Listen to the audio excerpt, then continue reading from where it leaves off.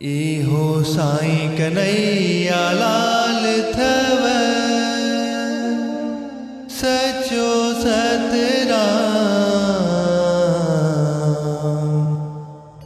इहो ताज वारो साईं थव सचो सतराम। जेको भी सच्चे सतगुरु या ईश्वर जी शरण वठे तो त मालिक उनके पाण सां मिलाए पाण वांगर थो बणाए ऐं पोइ हिन जी ज़बान मां जेको भी निकिरे थो सच थियो पवे। साईं कन्हैयालाल साहिब जिन खे बि हुन पाण में समाए छॾियो ऐं अहिड़ी शक्ति बख़्शी जो संतन जी सूंह यानी दूल्हा दरवेश बणिजी पियो। मक़सद धुनी साहिब जे इन पद में असांखे ख़ासि करे मिसाल ॾेई सम्झायो वियो आहे त जेको बि इंसान पंहिंजो पाण खे फनाई तरफ़ आणे थो यानी ज़िंदा हूंदे कुझु नथो सम्झे ऐं सभु कुझु पंहिंजे सतगुरु खे थो अर्पण करे त मां कुझु बि न आहियां, सभु मुंहिंजो सतगुरु आहे। जेको करे थो उहो ईश्वरी रंगी वेठो रंग ॾेखारे। करण करावण आपे आप मानक के कुछ नाई हाथ। जॾहिं इंसान उन दर्जे ते थो पहुचे त मालिक उन खे पंहिंजी करुणा भरी दृष्टि विझी अंदर जी रोशनी थो खोले ऐं उन दरवेश खे पाण सां मिलाए हिकु थो करे छॾे ऐं पोइ हू जेको कुझु ॿोले थो त हिकदमि सच थो पवे, छाकाणि त हू पंहिंजो पाण नथो रहे ऐं हिन वटि सिर्फ़ु तूं ई तुंहिंजी तंवार आहे। जंहिं लाइ शाह साहिब चयो आहे, मरणा अॻे जो मुआ से मरी थियनि न मात। साईं कन्हैयालाल साहिब जिन बि उन्हनि दरवेशनि मां हिकु आहे जंहिं पंहिंजो पाण खे समर्पण करे छॾियो। हिन पंहिंजे लाइ कॾहिं बि रहमत खां सवाइ कुझु न घुरियो ऐं जेको बि सचे जे दर ते सवाली ईंदो हो उनखे कॾहिं बि हिन फ़क़ीर ख़ाली न मोटायो। जेतोणीकि हू हमेशह ॾिसण में त सिर्फ़ु गोॾ मंझली में वेठो हूंदो हो, पर मालिक उनजे मथां सचाई जो छट रखी छॾियो हो। जीअं को माण्हू कबीर साहिब जे दर्शन लाइ ते वियो त कंहिं फ़क़ीर खां पुछियईं त कबीर साहिब खे कीअं सुञाणा, त उन चयसि त जंहिं मथां हमेशह ईश्वरी छट या छांव ॾिसण में अचे त उहो कबीर साहिब हूंदो। जंहिं ते उन शख़्स पुछियो त मां कीअं ईश्वर जो छट ॾिसी सघंदसि, त फ़क़ीर चयो इहा आसीस मां तोखे थो ॾियां। जॾहिं हू काशी पहुतो त इनखे मालूम थियो त कबीर साहिब कंहिं अर्थी सां वियल आहे त हीउ बि शमशान घाट ॾांहुं वियो। तंहिंखे सभिनी मथां छटी ॾिसण में आया त हीउ घबराइजी वियो त कबीर साहिब खे कीअं सुञाणा। जॾहिं वापसि अची रहिया हुआ तॾहिं आहिस्ते आहिस्ते सभु तां छट लहंदो वियो। आख़िर अची सिर्फ़ु कबीर साहिब ते रहियो त हिन कबीर साहिब जा अची चरण पकड़िया ऐं आशीर्वाद वरिती ऐं वापसि अची उन दरवेश खे सभिनी जे मथां छट हणण जी माजरा ॿुधाई। जंहिं सम्झायसि त जॾहिं सभु शमशान घाट में हुआ त सभिनी खे ईश्वर जो ख़ौफ़ हो त असांखे बि हिते अचिणो आहे, तंहिं करे सभु उन मालिक जो सिमरन करे रहिया हुआ। पर जीअं ॿाहिरि आया त आहिस्ते आहिस्ते उन्हनि जी दिलि मां ख़्याल निकिरी दुनिया जी लहरनि में लुॾण लॻा। तंहिं करे छट वियो लहंदो, पर जंहिंजे अंदर में हमेशह ईश्वर जी तंवार रहे थी ऐं उन जो ई सिमरन कंदो रहे थो त पोइ सदाईं ईश्वरी मुकुट उन जे मथे ते आहे ऐं हू सभ जो सरताज आहे। साईं कन्हैयालाल साहिब जिन बि उन्हनि मां हिकु हुया जिन खे सदाईं सचे सतगुरु साहिब जिन जी धुन जी तंवार हुई। उन्हनि खे ॿियो कुझु बि न थे ॾेखा हुयो, तंहिं करे हू सखी सरताज थिया ऐं कॾहिं बि को ख़ाली न वियो। धुनी साहिब जे हिन पद में असांखे साईं जन जो मिसाल ॾिनो वियो आहे त सिमरन वक़्तु हर हिकु ते रहमत थींदी रहे थी, पर जीअं साईं जन पाण खे अर्पण करे छॾियो ऐं पल पल उन जी तंवार हुयनि, तंहिं करे हू मालिक सां मिली हिकु थी वियो। असांखे बि घुरिजे त असां नाम जो सिमरन करे पंहिंजो जीवन सफल करियूं। मस्तन जो मस्त थव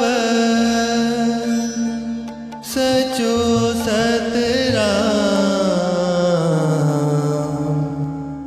इहो ॾाढो ज़बरदस्त थव सचो सतराम। जेको बि मालिक जी मस्ती या ध्यान में पंहिंजे पाण खे समाए थो छॾे त पोइ उन जॻह को मसइलो ई न आहे ऐं हू सभु खां मथां आहे। मक़सद धुनी साहिब जे इन पद में असांखे ॼाणायो वियो आहे त जेको बि इंसान प्रभु जी मस्ती में मस्त उन जे गम में गलतान या सिमरन में समर्पण थो रहे त पोइ हिन जो मान सभ खां मथां आहे, छाकाणि त हू ॿियो कुझु बि नथो सम्झे।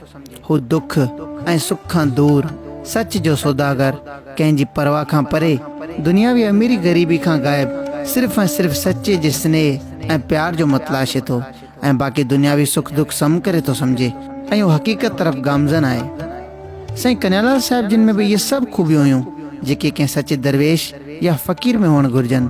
हू कॾहिं बि कंहिंजी कूड़ी ख़ुशामद न कंदा हुआ ऐं सभिनी खे प्यार वरी अहिड़ो ॾिनऊं जो हर हिकु सम्झंदो हो त साईं मुंहिंजो आहे। हिन जी नज़र में अमीर ऐं ग़रीब बराबरि हुआ। उहो ई कारण हो जो केतिरा ई भटकियल उन जी शरण में अची सचे जा शीदाई थिया। कंहिं पहुतल संत खे दुनियावी दुख न सताईंदो आहे, अगर उनके को दुख भी थींदो आहे त जॾहिं मालिक जे नाले ते को ॾोह थिए या रुकावट अचे, दुनियावी दुख सुख के फ़कीर मालिक जो प्रसाद समझी क़बूल कंदा आहिनि।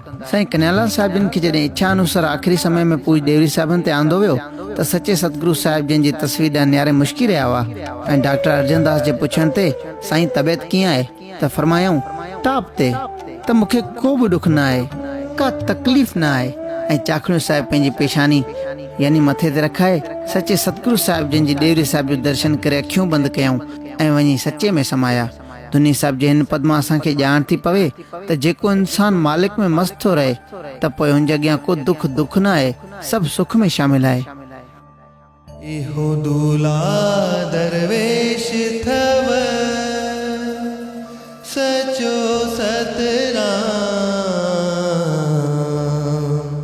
दींदो मुश्किल न पेश थव सचो सतराम।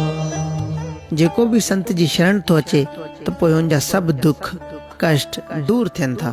मक़सद धोनी साहिब जे हिन पद में असां ते वाज़े कयो वियो आहे त सतगुरु जी दावन में अचण वारे खे कॾहिं बि को दुख या गम या सख्ती वेझो नथी अचे। मसलन कंदकोट जो मनूराम जेको गोदाम ते नौकरी कंदो हो ऐं कागज़ जो कमु संभालींदो हो, तंहिं जॾहिं बैंक में चेक मोकिलियो त पास न थियो। पुछण ते पतो पियसि त तुंहिंजा पैसा अॻु में ई चेकनि रस्ते ख़तम थी चुका आहिनि। खाते मिलाइण ते हिनखे हिकु अहिड़ो चेक पंहिंजी चेकबुक मां मिलियो जेको शुरू खां ई निकितल हो। मालिक हिनखे बेईमान चवण लॻा। तॾहिं ही साईं दूल्हा दरवेश वटि आयो ऐं रोई अहवाल कयईं। तॾहिं साईं जन फरमायो, घबराए न, वञी सचे सतगुरु साहिब जिन जी देवरी साहिब में अरदास करे वेही रहो, सभु ठीकु थी वेंदो। हिन ईअं ई कयो ऐं राति जो इशारो मिलियसि त पैसा हुन माण्हू वरिता आहिनि ऐं वञी खातो सिधो कर। सवेरी वञी हुन सां मिलियो जंहिं पैसा बासिया ऐं मनूराम पंहिंजी परेशानी खां आज़ाद थी अची मालिकनि जी शरण वरिती। हिन पद मां असांखे सम्झ पवे थी त कॾहिं बि का परेशानी थिए त अची सचे जी शरण वठूं ऐं दुख दर्द दूर करायूं ऐं उन में असांजी चङाई आहे। इहो ग़रीबन जो सहारो थव सचो सतराम सचो सतराम चओ सचो सतराम। सिर्फ सचे जो सिमरन ही भवसागर मां पार कराए थो ऐं औखी वेल आधार बणिजे थो। मक़सद दुनिया साहिब जे हिन पद में वाज़े कयो वियो आहे त ए इंसान उन सर्वव्यापी सर्व सुखदाता जो सिमरन कर ऐं उन जो ई नाम जप जेको औखी वेल या अंत समय तुंहिंजो आधार आहे। सिंध जो सदायात संत अमर शहीद साईं कंवरराम साहिब जिन टंडे आदम में भक्ति कंदे फरमाए रहिया हुआ त इंसान अमीर या गरीब पैसे सां नथो बणिजे, पर उहो कर्मनि जो लेखो आहे त कर्मनि सां केरु गरीब ऐं केरु अमीर आहे। दुनिया जी अमीरी कुझु ॾींहं जी आहे, हिते ठाहे केतिरो ठाहींदासीं जॾहिं त आख़िर पाण बि न रहंदासीं। इंसान इन दुनिया में उन ॿार वांगुरु गुम थी वियो आहे जीअं माउ पुट खे चयो त तुंहिंजो पीउ बीमार आहे, दवा वठी अच। ॿार ॿाहिरि वियो ऐं तमामु देरि थी वई। हिन ॿिए वॾे पुट खे मोकिलियो त भाउ खे ॾिसे। वॾे भाउ ॾिठो त नंढो तमाशे ते बीठो आहे ऐं हू हुनखे ॾिसण में मगन आहे ऐं असल कमु विसारे वेठो आहे। सो असां बि असल मालिक खे विसारे हिन दुनिया रूपी तमाशे में पाण खे गलतान करे छॾियो आहे ऐं उन करे दुख में गुज़ारे रहिया आहियूं। असां सिर्फ़ दुनिया जो सहारो वठी रहिया आहियूं। पीउ पुट जे सहारे लाइ परेशान आहे त वरी पुट पीउ जे लाइ। सभु सहारा केतिरो वक़्तु हलंदा, सभई नासवंत आहिनि ऐं थोरे वक़्तु लाइ। असल सहारे जी तलाश करियूं जीअं नदियूं कंदियूं आहिनि। नदी पहाड़ तां हले थी एसि ताईं किथे बि आराम नथो अचेसि जेसि ताईं वञे समुंड सां मिले। विच में केतिरियूं बि रुकावटूं अचनि, वर वकड़ खाईंदी, पाण खे पतोड़ींदी, एसि ताईं हलंदी रहंदी जेसि ताईं समुंड ताईं पहुचे ऐं पहुचण ते समुंड नदी जो स्वागत करे थो ऐं हमेशह लाइ पाण में समाए थो छॾे। असांखे बि पंहिंजे सचे सतगुरु खां नाम जो रस्तो वठी हाणे साईं उन सचे रस्ते ते हलणु घुरिजे। जीअं पंधु कंदा हली परमात्मा जी दरबार में पहुचूं ऐं पोइ उहो समुंड वांगुरु पाण में समाए हिकु करे छॾींदो ऐं आत्मा हमेशह लाइ परमात्मा में समाइजी वेंदी ऐं अबदी सुकून मिलंदो। ही दुनिया धोखो आहे, हर जीव खे फासाए रखे थी। हर हिकु पाप कर्मनि में पूरो आहे, पर अंत में को बि कंहिंजो सहारो नथो बणिजे। जंहिंजे लाइ पाप कजनि था उहे बि चवनि था त असांजो छा ऐं पाप जा भाइवार त न आहियूं। पोइ कंहिंजे लाइ था करियूं? पर इंसान जॾहिं सतगुरु जो सहारो थो वठे त ई भवसागर खां पार लंघे थो। दुनिया सभु दरिया को तारू तंहिं में, हिकिड़ी लहर लोभ जी, ॿियो आतिश ते साड़ा, तालबन तिखा मोड़े चाड़ियूं मकड़ियूं। इहा भक्ति हिकु चोर ऐं रेज़न बि ॿुधी रहियो हो जेको आयो त उन ख्याल खां आयो त मन कुझु हथ लॻे, पर मालिक जी रहमत अहिड़ी थी जो इनखे सभु कुझु हथ लॻो, यानी अंदर जी ताकी खुली पई। हिन सोचियो त मूं हिन दुनिया रूपी दरिया में गोता खाधा आहिनि, पर हाणे भगत साहब जो सहारो वठी इहो पार कंदसि ऐं वञी मालिक सां मिलंदसि। भक्ति बंदि थी ऐं हीअ अची भगत साहब जे चननि ते किरियो ऐं ॻोढ़ा ॻाड़ण लॻो। ॻोड़नि सां हिन जा पाप ॻरण लॻा ऐं भगत साहब खणी खेसि गले सां लॻायो। त पोइ हू रोज़ नाम जो सिमरन करण लॻो ऐं जेका राति अॻे हू बुराई में गुज़ारींदो हो, हाणे रातियूं सजायूं करण लॻो ऐं सभिनि खे संत करे इज़त करण लॻा। ऐं आख़िर में सॼे शहर खे घुराए चयाईं त भगत साहब जेको असांखे सचे सतराम तरफ़ रस्तो ॾिनो, अॼु असां उन मालिक सां वञी मिलिया आहियूं, सो जीवन सफल थियो ऐं हाणे तयारी आहे। ऐं पोइ बसि सभिनी खां मोकिलाए मालिक जो ध्यानु धरे चादर पाए सुम्ही रहियो ऐं वञी मालिक सां मिलियो। हिन मां असांखे इहा ॼाण पवे थी त हक़ीक़ी सिमरन में ई सचो सुख आहे ऐं सचे सतगुरु जो सहारो ई भवसागर पहुचाए थो। जंहिंजो दर्शन हज़ूरी थव, सचो सतराम, इहो झोलियो भरींदो थव, सचो सतराम। उन्हें परमपिता परमेश्वर जे दीदार में सचो सुख आहे ऐं उहो ई सभु ख़ुशियूं ॾिए थो। जॾहिं इंसान नाम जे जाप सां पंहिंजे सतगुरु जे ध्यान में मगन थिए थो, तॾहिं हिन जो मन साफ़ सुथरो थी पवे थो ऐं परमपिता परमेश्वर हिन खे पंहिंजो जलवो पसाए थो ऐं सचो सुख ॾेई हिन खे रुहानी ख़ुशियुनि सां बहार करे थो। मक़सदु दुनिया साहिब जे हिन पद में असांखे ॼाणायो वियो आहे त उहो हरी सभु सुख दाता आहे, जेको जीव उनजो ध्यानु धरे थो ऐं सचे सतगुरु मार्फत उन जो दीदार पाए थो त उनखे ई सभु ख़ुशियूं दुनियावी तोड़े रुहानी मिलनि थियूं। सचा सतगुरु शहनशाह साईं सतरामदास साहिब जिन जॾहिं कोयटा में भक्ति करे रहिया हुआ त उते जो बलोच सरदार मेंगल, जंहिंखे औलाद न पियो थियो, उनखे पंहिंजे मुर्शिद चयो त हल दरवेश खां दुआ पिनी अचूं ऐं औलाद लाइ अर्ज़ु करियूं जीअं तोखे पुटु थिए। सरदार चयो त तव्हां पाण पोतल फ़क़ीर आहियो, पोइ हिकु हिंदू पीर ॾांहुं मूंखे छो था वठी हलो। मुर्शिद चयो त उन में पाण फाथल आहियूं, उहो हिंदू मुसलमान जे फ़र्क़ खां घणो मथे आहे, उहो सभु अल्लाह ॾिसे थो। जेसिताईं मुंहिंजो तालुक़ु आहे, मां वटि रुहानियत जी जेका हिकु लोटी आहे, अहिड़ियूं 40 त मां उन वटि ॾिसी चुको आहियां। अॻिते मुंहिंजी नज़र ई नथी पवे त हिन जी मंज़िल किथे आहे, सो वक़्तु न विञायूं, हल त हलूं। सो ॿई हलदे भक्ति में पहुता ऐं अची साईं जिन खे औलाद लाइ अर्ज़ु रखियऊं। मालिकनि पलो पातो ऐं फ़क़ीर सां भक्ति खां पोइ रुहानी राज़ सलियाऊं, जेके ॿुधी सॼी संगत करतारित थी ऐं मालिक जी रहमत सां 10 महीने सरदार खे पुटु बि ॼाओ ऐं जिन केॾां साईं जिन जी जय जयकार थियण लॻी। हिन मां असांखे ॼाण पवे थी त दरवेश या फ़क़ीर, संत या औलिया हिकु जा न पर सभु जा हूंदा आहिनि, उन वटि को बि फेर फंद न आहे। इहो पुटड़ा बदींदो थव, सचो सतराम, इहो कर्ज़ कटींदो थव, सचो सतराम। वो मालिक, वो प्रभु या सचो सतगुरु ई सची शांति बख़्शे थो ऐं सभु मंदायूं माफ़ करे थो। मक़सदु दुनी साहिब जे हिन पद में असांखे सम्झायो वियो आहे त सचो सतगुरु ई नाम रूपी अमृत सां सचो सुख ॾिए थो ऐं सभु कर्ज़ यानी मंदायूं माफ़ कराए थो ऐं पाण में समाए थो। मसलन सचा सतगुरु साईं सतरामदास साहिब जॾहिं साईं वसणकोट जी वरसी ते रोड़ी पहुता त उतां जे गादीसर भाई अमरदास साहिब जन साईं खे अर्ज़ु कयो त हिक ॿिए पुठियां 2 शादियूं कयूं आहिनि, पर औलाद कोन थो थिए। चवनि था त औलाद खां सवाइ गत नथी थिए ऐं पाणी बि अगोतर में नथो मिले। साईं जन फरमायो त हक़ीक़त में ईअं न आहे। ईअं हुजे हा त पोइ छा ही सभु तपस्वी, योगी, उदासीन सभु नरक में वेंदा? औलाद दुनिया जी लालच जो नालो आहे।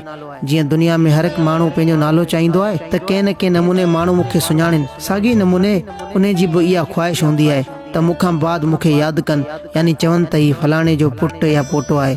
बाक़ी ही सभु ईश्वर जी रचना आहे। ही जो सृष्टि हली रही आहे, पाण खे बि उन मालिक खां मुंहुं न मोड़नो आहे ऐं घर गृहस्थ में रही उन खे पाइणो आहे। सो प्रभु दर अरदास कबी ऐं मालिक जी महिर सां तोखे औलाद बि थींदो। प्रभात जो साईं जन भक्ति ते बीठा ऐं सभु श्लोक चवंदा आया। आख़िर में साईं जन भाई अमरदास खे श्लोक लाइ चयो, जीअं वराणियूं त साईं मूं वरसी जे मौक़े ते कॾहिं श्लोक चयो ई न आहे। तंहिं ते साईं जन चयो त जेतिरा श्लोक ओतिरा पुट। भाई अमरदास 3 श्लोक चया ऐं साईं जन चयो त ॿी वरसी ते छोकिरे जी छठी कंदासीं ऐं भाई अमरदास खां मालपुरनि जो वेलो बि वठंदासीं। मालिकनि जी रहमत सां 10 महीने भाई अमरदास खे पुट ॼाओ ऐं ॿी वरसी ते छठी थी ऐं 3 श्लोकनि ते भाई अमरदास खे 2 पुट थिया। जुदा जुदा घरवारी मां हर एक खे हिकु हिकु पुट थियो। पहिरीं मां चेतन राम, ॿी मां गोपाराम ऐं 3 घरवारी मां सुखराम दास थियो। उन ॾींहं खां रेडकी ऐं रोड़ी जो नातो हलंदो पियो अचे। बाबल साईं भगवान दास साहिब ऐं दूल्हा दरवेश साईं कन्हैयालाल साहिब जिन चवंदा हुआ त असां दुनियावी तौर पंहिंजो नानो यानी साईं सच्चा सतराम दास साहिब न ॾिठा, पर उहो प्यार असांखे नाने अमरदास साहिब मां मिलियो। इहो मर्ज़ मिटाईंदो थव सचो सतराम, पंहिंजो दर्शन कराईंदो थव सचो सतराम। उहो मालिक महिरबान सरब सुख दाता जंहिंखे बि पंहिंजो दीदार पसाए थो पोइ उनजा सभु दुख दूर थी था वञनि। मक़सद दुनिया साहिब जे हिन पद में असांखे ॿुधायो वियो आहे त जंहिंखे बि सचो मालिक पंहिंजो दीदार कराए थो यानी जेको उनखे यादि करे थो ऐं दर्शन पसे थो त उनजा सभु दुख दूर थियनि था ऐं कष्ट काफ़ूर थियनि था। दूल्हा दरवेश साईं कन्हैयालाल साहिब जिन जॾहिं अञा जवानी में हुया ऐं तक़रीबन 22 सालनि जा हुया त संदन तबियत नासाज़ थी पई ऐं के बि फ़क़ियूं फ़र्क़ु न पियो कनि। केतिरनि हकीमनि ऐं डॉक्टरनि खां इलाज करायो वियो, आख़िर सभु जवाब को बि आसरो वञी न रहियो। कमज़ोरी एतिरे हद ताईं पहुती जो वेही बि न पिया सघनि ऐं न ई ॻाल्हाए थे सघिया। सिर्फ़ु मालिक खे थे पुकारियऊं। राति जो सभु गहरी निंड में सुतल हुआ ऐं साईं जन तकलीफ़ सबबु जागी रहिया हुआ त ओचितो दरवाज़ो पंहिंजो पाण खुली पियो ऐं कमरे में हिकु अजीब रोशनी फैलिजी वई ऐं दरवाज़े खां पीली पगड़ी ऐं ॻाढ़े चोले सां सच्चा सतगुरु साईं सतराम दास साहिब जन दाख़िल थिया।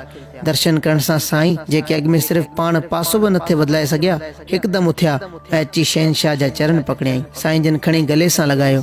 नाने ऐं ॾोहिटे, गुरु ऐं शिष्य, रूह ऐं राजा, मालिक ऐं सालिक, मुर्शिद ऐं तालिब, आत्मा ऐं परमात्मा जो मेलाप हिकु अहिड़ो त नज़ारो पसाए रहियो हो जो ज़ुबान खे ताक़त न आहे जो उन जो वर्णन करे सघे। उन मेलाप में अहिड़ो त तासीर रखियल हो जो दूल्हा दरवेश अर्ज़ कयो त मालिक उन मेल खां जुदा न रही सघंदसि, सो मूंखे बि पाण सां गॾु वठी हल। साईं जन मुस्कुराया ऐं फरमायो, हिन दुनिया में अचण जो मक़सदु कुझु करणु आहे, सिर्फ़ु ॻाल्हियुनि मां कुझु बि न वरंदो। हिन जनम में इंसान ईश्वर सां मिली उन जे नूर में समाए हिकु थिए थो। पंहिंजा कर्म न विसारियो ऐं कर्म ऐं सुकर्म कंदा रहो। जॾहिं तव्हां उन ते अमल करियो था त मां कॾहिं तव्हां खां जुदा न आहियां। हर अख जे पलक छुंबड़ में, हर कम में ऐं हर पल मूंखे पाण सां गॾु पाईंदव। तोखे त अञा घणो कुझु करणो आहे, पाण त मूंसां मिलियल आहीं, पर ॿियनि जो बि मार्गदर्शन करणो आहे जीअं कंहिंखे बि मिलण में देरि न लॻे। रही तकलीफ़ जी ॻाल्हि त जॾहिं तव्हां पंहिंजो पाण खे मूंखे अर्पण कयो आहे त पाण सां वास्तो कहिड़ो। जीअं मूंखे वणंदो तीअं थींदो। ॿियनि जा दुख तव्हांखे लाहिणा आहिनि, उन्हनि खे चिंताउनि खां मुक्त करे मालिक खां मिलाइणो आहे। उन करे उन्हनि जी तकलीफ़ अॻिते हली तव्हांखे बि सहणी पवंदी। मणनि मां सिर्फ़ु मासो तव्हांखे खणणो पवंदो, उहो बि तव्हांखे कॾहिं महसूसु न थींदो त को दुख आहे, पर पंहिंजे दुख खे ॾिसी ॿिए जे दुखनि खे सम्झण में सवलाई थींदी ऐं तव्हां में अहसासु पैदा थींदो त साम्हूं वारे दुखायल खे केतिरी तकलीफ़ आहे। तव्हांजो कमु हर के सुख, शांती ऐं सुकून ॾियणो आहे। दुनिया जे वहिंवार में रहंदे नाम जो जाप जपाए मालिक सां मिलणो आहे। बाक़ी हिन वक़्तु जेका तकलीफ़ आहे उहो सुबुह सां छबीलदास खां सिर्फ़ु हिकु कख वटि सिहत सही थियणु शुरू थी वेंदी ऐं वरी कॾहिं दुनियावी दुख ईंदे बि महसूसु न थींदा। ईअं चई साईं जिन साईं कन्हैयालाल खे साण करे डेवरी साहिब में आया। उतां जो नज़ारो ई वर्णन नथो करे सघिजे। डेवरी साहिब में अजीब क़िस्म जी रोशनी फैलियल हुई जंहिंजो दुनिया जी कंहिं बि रोशनी सां भेंट नथी करे सघिजे। डेवरी साहिब तमामु वॾी थे ॾिसण में आई ऐं उन में हीरा जवाहरात जड़ियल पे लॻा जेके मुख़्तलिफ़ रोशनियूं करे सूंह जी शोभा वधाए रहिया हुआ। डेवरी साहिब जे अॻियां कीर्ति गंगा खीर जी नदी वही रही हुई। तस्वीरनि जी जॻह ते सभु साक्षात दर्शन ॾेई रहिया हुआ। डेवरी साहिब में सचे सतगुरु साईं सतराम दास साहिब जिन सां गॾु राम बि हुयो त कृष्ण बि, गुरु नानक साहिब बि हुयो त साईं कंवरराम साहिब जन बि हुआ, लक्ष्मी बि त सीता बि। महादेव पंहिंजी मस्ती में सभा जो सिंगार थिए लॻो। माता पार्वती ऐं सचित साईं सतराम दास साहिब जिन जी धर्म पत्नी ॿई गॾु ते बीठल नज़र आयूं। हिकु अजीब संगम हुयो, हिकु न बयान थींदड़ राहत थे आई। उन समय में सुरहाण ऐं सुगंध हुई जंहिंजो वर्णन करे नथो सघिजे। साईं कन्हैयालाल सभिनी जा चरण स्पर्श कंदा ऐं आशीर्वाद वठंदा विया। आख़िर में सचे साईं फरमायाऊं त असां सभिनी जो गॾु हुअण जो मक़सदु उहो आहे त हक़ीक़त में असां सभु हिकु आहियूं। कोई असां मां कंहिंजो बि ध्यानु धरे अची असां सां गॾिबो।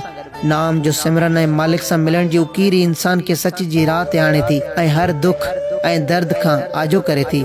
सो प्यारा सिमरन करियो ऐं करायो। ईअं चई सचे सतगुरु साहिब साईं कन्हैयालाल साहिब जिन खे अमृत बणाए ॾिनो ऐं फरमायूं त हिन जे पीअण सां तुंहिंजो दुख दूर थींदो ऐं आत्मा में प्रकाश थींदो।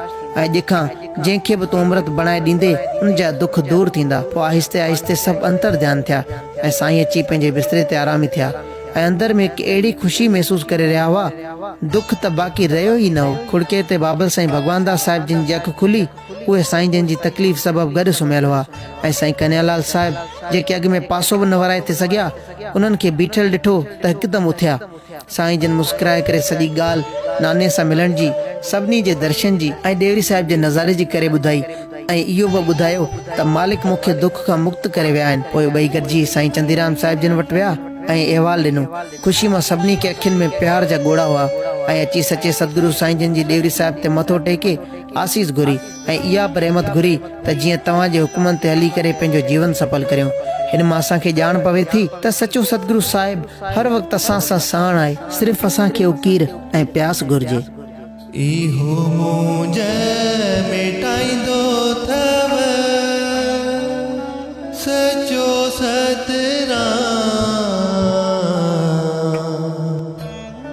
सचो सतराम चओ, सचो सतराम। सर्वव्यापी सर्व सुखदाता सच्चे मालिक जो सिमरन सब परेशानी खत्म करे थो ऐं मेल मिटाए थो। मक़सद दुनी साहिब जे हिन पद में असांखे वरी वरी तलकीन कई वई आहे त उन रग रग में वसंदड़ प्रभु जो सिमरन करियो जेको सभु दुख दूर थो करे ऐं सभिनी परेशानियुनि खां अॼु थियण जो सबबु बणिजे थो। मसलन 1936 में सिंध में धाड़ा शुरू थी विया। कोई चङो शहर या ॻोठ मुश्किल सां फुटजण खां बचियो। काफ़ी माण्हू शहर छॾे अची रेड़की साहिब में रहिया त मालिकनि जी ओठ खां सवाइ ॿियो को वार वसीलो न आहे। जंहिंखे बि फुटजण जो ख़तरो हो उहो अची रेड़की साहिब में रहंदो हो। धाड़ेलनि खां साथियुनि पुछियो त छो न रेड़की खे फुरिजे। उन्हनि जे सरदार चयो त मूं कोशिश कई त जॾहिं रेड़की जी पुल ते पहुतसि त ॾिठो सचो सतराम दास पाण बीठो आहे। मुंहिंजी जान कंभण लॻी ऐं उहो सोचियो त मूंखां केतिरी न वॾी ग़लती थी आहे जो अहिड़े फ़क़ीर जी नगरी लाइ फुरण जो सोचियो जेको हमेशह ग़रीबनि ऐं मोहताजनि खे ॾींदो रहियो आहे ऐं पंहिंजो कुझु बि न सम्झियो आहे, सिर्फ़ु अल्लाह जी ॿोली ॼाणे। उन ॾींहुं में जरवार जे मुखी साहिब खे न्यापो पहुतो त चोथे ॾींहुं तुंहिंजा महिमान आहियूं। सॼे शहर में सन्नाटो छाइजी वियो। सभु मुंझी पिया त न सरकार आहे न सरदार, केॾां वञिजे। सलाह करे ॿियो वार वसीलो न ॾिसी रेड़की साहिब अची भगत साहिब सां मिलिया।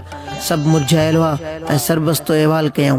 भगत साहिब वराणियो सचे सतगुरु जे दर सभु गॾु थिया आयो, उनखे नंग आहे भली कंदो। डेवरी साहिब ते मथो टेके भगत साहिब सुबुह जो उन्हनि सां गॾु जरवार आया। भगत साहिब सभिनी खे मना कई त कंहिंखे बि अहवाल न करियो। धाड़ेलनि जे अचण वारे ॾींहुं भगत साहिब पंहिंजे घर 15 माण्हुनि जी रोटी कई ऐं पाण 4 ॼणा साण करे अची धाड़ेलनि जे अचण वारे रस्ते ते बीठा। कुझु देर में घोड़े जे डोड़ण जो आवाज़ आयो ऐं विहारो खनि धाड़ेल अची भगत साहिब जे वेझो बीठा। भगत साहिब अतर ऐं गुलाब जो पाणी पाण सां गॾु खणी आयो हो। सो उन जे सरदार जे मथां छिड़कियाऊं ऐं रोटी लाइ चयो त अॼु असांजा महिमान थियो।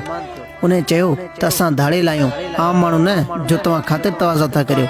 भगत साहिब वराणियूं मूंखे सचे सतगुरु साहिब जिन जो हुकुम आहे त आयल महिमाननि जो स्वागत कर ऐं उन्हनि सां निमाणाई सां पेश अच। सो तव्हां पाण चवाए मोकिलियो त चौथे ॾींहुं तव्हांजा महिमान आहियूं।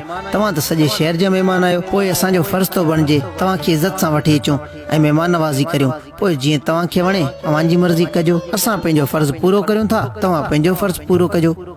असां को बि पुलिस या कंहिंखे बि इतला न ॾिनो आहे जो तव्हां असांजा महिमान आहियो। भगत साहिब जी निमाणाई ॾिसी उहे पसजी पिया त अहिड़ो नाले वारो संत ऐं अहिड़ी निमाणाई। सो चयाऊं त अगरि तव्हां पंहिंजे मुख सां असांखे 2 श्लोक ॿुधायो त असां तव्हां वटि रोटी खाईंदासीं। भगत साहिब ईअं ई कयो ऐं महिमाननि खे वठी घर उताग ते आयो। सभिनी खे प्रेम सां रसोई खाराई। पोइ रू रियाण अहिड़ी छेड़ी उन्हनि खे चङाई करण जो रस्तो ॿुधायो त अल्लाह खे पायो, चङाइयूं करियो त जीअं हाणे बि इज़त पायो ऐं आख़िर में बि सुरखुरू थियो। हसन ऐं हुसैन जो मिसाल ॾिनो त कीअं न सच जी राह ते हली करे पंहिंजी जान कुर्बान कयईं, पर कूड़ आॾो कॾहिं बि सर न झुकायईं। भगत साहिब जूं ॻाल्हियूं ॿुधी उन्हनि जे अखियुनि मां नीर वहण लॻो ऐं अॻिते हमेशह लाइ गुनाह खां तौबा कई ऐं भगत साहिब खां दुआ घुरी त जीअं वरी असां कॾहिं बुराई न करियूं ऐं पोइ मोकिलाए रवाना थिया। उन जो अहिड़ो त असरु थियो जो जेॾां केॾां धाड़ा बंदि थी विया ऐं हर माण्हू जी मुंझारी लथी ऐं सभु सचे सतगुरु साहिब जिन जा गुण ॻाइण लॻा। उन मां असांखे ॼाण पवे थी त मालिक ते रखण ऐं अर्पण करण में यानी निमाणाई ऐं नेठाई सभ खां वॾो हथियार आहे जेको हर परेशानी खां आज़ाद कराए थो। इहो त्रिलोकी नाथ थव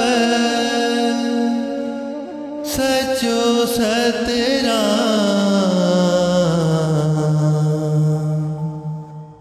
कंदो पूरी सब जी आस थव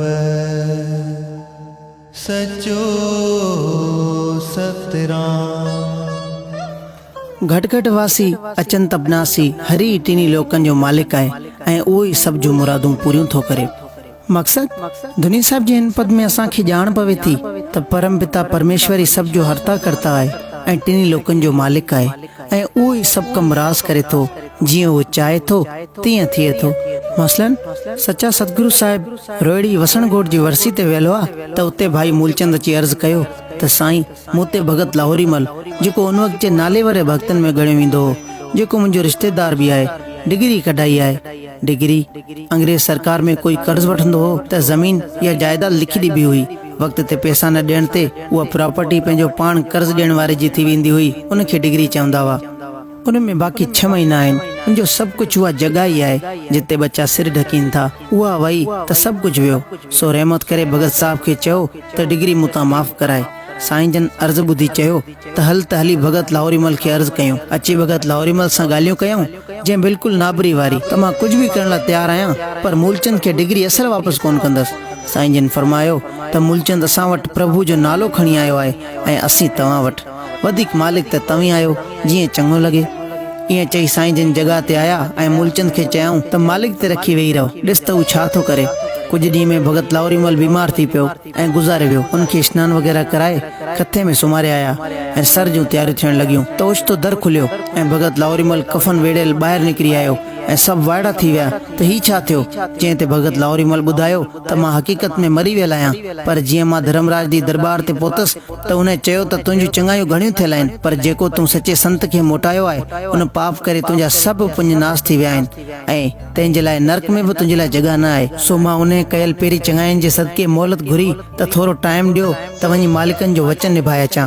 मुंहिंजो अर्ज़ क़बूल पियो, सो मां सिर्फ़ु डिग्री वापसि करण आयो आहियां। मूलचंद जेको उन वक़्तु उते वेठल हो उनखे सिधी डिग्री ते सही करे ॾिनी ऐं चयो त ही सचे सतगुरु जो प्रसाद अथई, मां कोन थो ॾियां, पर उनजी रहमत जो खेल आहे जो हू हर हंधि ऐं टिनी लोकनि में वसे थो। ईअं चई डिग्री मूलचंद खे ॾेई पाण भगत लाहौरी मल सुम्ही रहियो ऐं प्राण परवास करे वियो। उन मां असांखे ॼाण पवे थी त सचनि संतनि जी निरादरी करण वारनि खे न हित थी जॻह मिले ऐं न वरी दरगाह में था सुरखुरो थियनि। संत का निंदक महा हथियारा, संत का निंदक परमेश्वर मारा। कंदो दुख दर्द नास थव सचो सतराम इहो सचो सतराम दास थव सचो सतराम। सचो हरी सब कष्ट कलेश खत्म करे थो या सचो सतगुरु उन्हनि खां आजो करे थो ऐं शहनशाह सतगुरु साईं सतरामदास साहिब जिन बि उन परमेश्वर जो सत रूप अंग आहिनि। मक़सद दुनी साहिब जे हिन पद में असांखे सम्झायो वियो आहे त सभु मुंझकारियूं दुख सूर सभु उहो मालिक महिरबान नास करे थो ऐं उन जो ई स्वरूप सचो सतराम घोट असां वटि विराजमान आहे जेको पंहिंजे नूर जो जलवो फसाए थो। मसलन भगत साहिब साईं कंवरराम साहिब जिन जॾहिं कोट सब्ज़ल में भक्ति करण विया त पहुचण ते माण्हुनि जा आशाम पोयां हुआ, कंहिंखे मिलण जी जॻह न थे मिली। उते हिकु मुसलमान मोहम्मद बख्श खालिती जंहिंखे कोड़ जी बीमारी लॻल हुई, तंहिंखे ॾस मिलियो त भगत साहिब सां भाकुर पाईंदे त तुंहिंजी बीमारी लेंदी।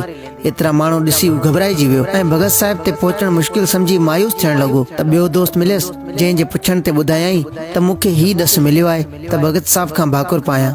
जंहिं ते दोस्त चयसि त भगत साहिब ताईं पहुचण मुश्किल आहे, सो ईअं कर भगत साहिब जितां लंघियो आहे उन धूड़ में लीटणूं पाए, अॼु तुंहिंजो कोड़ ख़तम थी वेंदो। हुन ईअं ई कयो। लेटण सां ई उनखे राहत अचण लॻी। पोइ त उन मिटी जूं खणी गंढियूं भरियाईं ऐं बैलगाॾी ते खणी अची घर रखियाईं। रोज़ उहा मिटी विछाए उन ते लेटणियूं पाइण लॻो। मालिक जी महिरबानी अहिड़ी जो कुझु ॾींहं में ई उनजो कोड़ ख़तम थी वियो।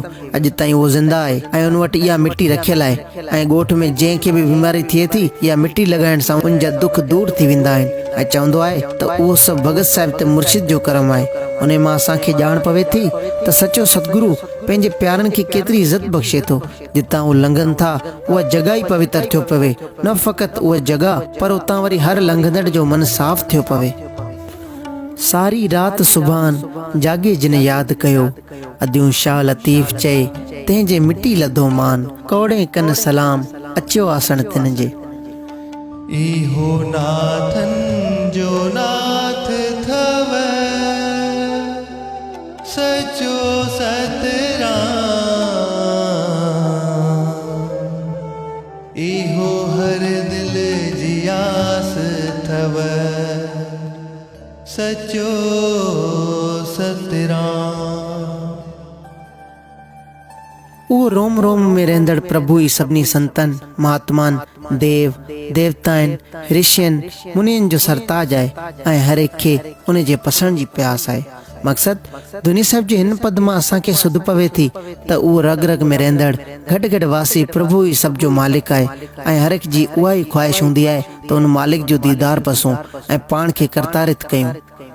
मसलन बाबल साईं भगवान दास साहब एक दफ़े रात जो पंहिंजे कमरे में आरामी हुआ त ओचितो कमरे जो दरवाज़ो खुलियो ऐं कमरे में अज़गे भी रोशनी फैलिजी वई ऐं ॿ औरतूं कमरे में दाख़िल थियूं। बाबल साईं उथी करे खेनि प्रणाम कयो ऐं तारुफ़ पुछियो, जंहिं ते उन्हनि मां नंढी वराणियूं त ही वॾी माता आहे ऐं मां नंढी, असां देवियूं आहियूं। देवी साहिबनि ते असां देव देवताऊं दर्शन करण ईंदा आहियूं ऐं राहत ऐं सुकून वठंदा आहियूं। हिन आस्थान ते एतिरी भक्ति थियल आहे जो असां बि पंहिंजो भाग बणाईंदा आहियूं। अॼु अचण थियो, सोचियो त जेको आस्थान ते विराजमान हूंदो आहे उहो बि उन मालिक जो नूर थींदो आहे। सोचियोसीं त बचिड़े खे ॾिसंदा वञूं ऐं मिलंदा वञूं, सिर्फ़ इहो मक़सदु हुयो। बाबल साईं खेनि प्रणाम कयो ऐं आशीर्वाद वरिती ऐं देवियूं मोकिलाए हली वियूं। सुबुह जो बाबल साईं साईं कन्हैयालाल साहिब सां ॻाल्हि कई, पोइ ॿई गॾिजी अदलपुर माता आस्थान कुबे ते दर्शन करण विया त देवियुनि पाण दर्शन ॾिनो आहे त असां बि आस्थान ते मथो टेके अचूं। उन मां असांखे ॼाण पवे थी त जंहिं आस्थान ते भक्ति थिए थी उते एतिरी शक्ति थी थिए जो देव देवताऊं बि सजदो था कनि। अहिड़ो आस्थान सचे सतगुरु साहिब जो आस्थान ई आहे। कंदो कारज सब जा रास थव, सचो सतराम। सचो सतराम चो, सचो सतराम। सचे जे सिमरन ऐं ध्यान सां ई सभु कम सिद्ध थियनि था ऐं मुरादूं मिलनि थियूं। मकसद दुनी साहिब जे हिन पद में असांखे वरी यादि करायो वियो आहे त उन सर्वव्यापी सर्जणहार दाता जो सिमरन ऐं ध्यानु करियो, पोइ तव्हांजा सभु कम पाणे सिद्ध थी पवंदा ऐं आनंद में गुज़ारींदा। दिसंबर 1931 ईस्वी डेवरी साहिब में साईं चंदीराम साहिब जिन जो ध्यानु थियो, जीअं त उहो साईं जन जवानी में चोलो छॾियो। हर हिकु अख अश्क बार हुई ऐं सभिनी जी ज़ुबान ते उहा ई ॻाल्हि हुई त हाणे अॻिते छा थींदो। सुबुह जो साईं जन जो विमान खणी डेवरी साहिब वॾनि ते हलण लॻा त रस्ते में केतिरनि माण्हुनि खे महसूसु थियो त साईं चंदीराम असां सां गॾु हली रहिया आहिनि ऐं कंहिं कंहिं वक़्तु झलक ॾिसण में थियाई। हिकु प्रेमी अखियूं बंदि करे अर्ज़ु कयो त साईं आयो त असां सां गॾु, पोइ पर्दो छाजो, साक्षात दर्शन करायो त हुन ॾिठो साईं चंदीराम साहिब मूंसां गॾु हली रहिया आहिनि। प्रेमी कदम बुसी कई ऐं अर्ज़ु कयो, साईं हाणे असांजो छा थींदो, तव्हां खां बाद असां कंहिंजा। जंहिं ते साईं जन वराणियो, अॻु में बि मुंहिंजा किथे हुआ, पाण सभु सचे सतगुरु साईं सतरामदास साहिब जिन जा आहियूं ऐं पोइ छो था घबरायूं। सभु कम हू पाण वेठो हलाए, असांजो सिर्फ़ु नालो आहे, बाक़ी करण वारो हू पाण आहे। मूंखां बाद बि हू जंहिंखे चाहींदो उहो ईंदो। हिन वटि औलाद या नंढी वॾी त न आहे, जेको कंदो सो पाईंदो, जेको सहंदो सो लहंदो। सभु उन सचे खे ई प्रार्थना करियूं ऐं जंहिंखे हू ॾे उनखे सिर झुकायूं। हिकु हिकु अॻियां पाण खे न भटकायो, उहो ई मुंहिंजो पैगाम ऐं संदेश आहे। उन ते अमल कंदा त कॾहिं बि न भटकंदा ऐं सदाईं आनंद जी ज़िंदगी गुज़ारींदा। सचे सतराम जो सिमरन करियो। हिन मां असांखे इहा ॼाण पवे थी त सचो सतगुरु सभु कुझु पाण वेठो करे, जंहिंखे चाहे हू इज़त बख़्शे, हू ख़ुदि मालिक आहे।